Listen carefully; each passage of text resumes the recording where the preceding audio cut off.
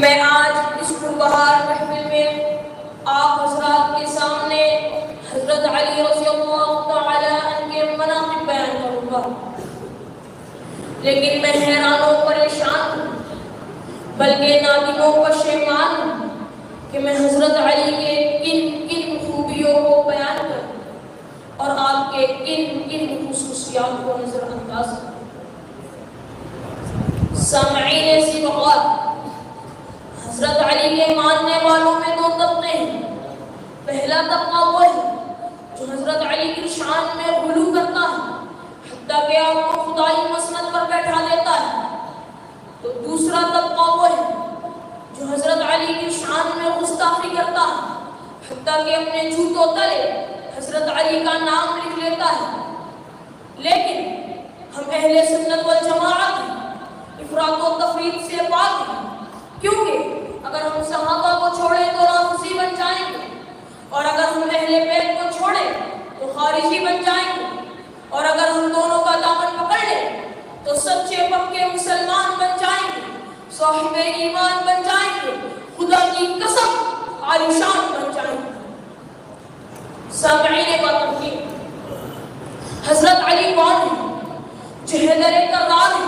شیر جرار ہے، صاحب ذوالفقار ہے، ہاتھ میں تلوار ہے، لشکر کفار ہے، علی کا وار ہے، کچے کافروں کی قطار ہے، لاکھ یا ہزار ہے، جہاں سے نکلے علی کا بیڑا پار ہے، جانسار ہے، صحابہ کا وفادار ہے، محمد کا تابعدار ہے، اسی لیے آج حضرت علی موضوع پکار ہے۔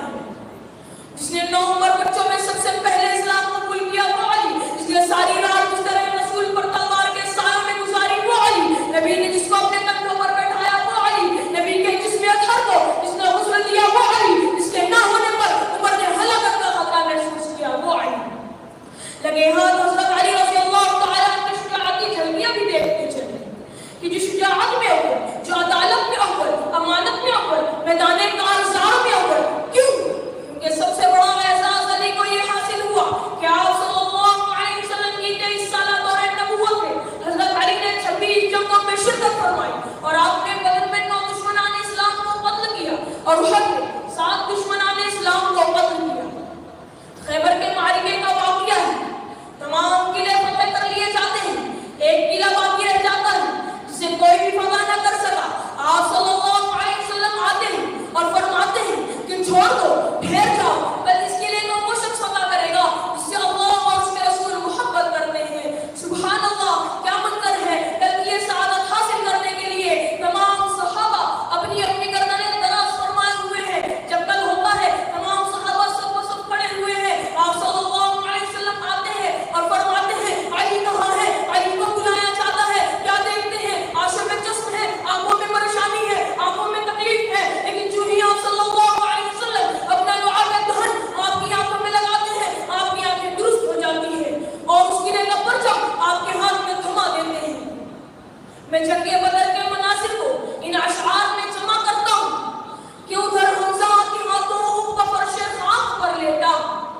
ادھر حمزہ کے ہاتھوں اونٹ کا فرش خاک پر لیٹا، علی سے تھا کرتے قاسمہ مقتول کا بیٹا، بدر کے خون سے منہ ہو گیا غصے میں لال اس کا، بھڑک اٹھا بدن پر مثل شعلہ بال بال اس کا،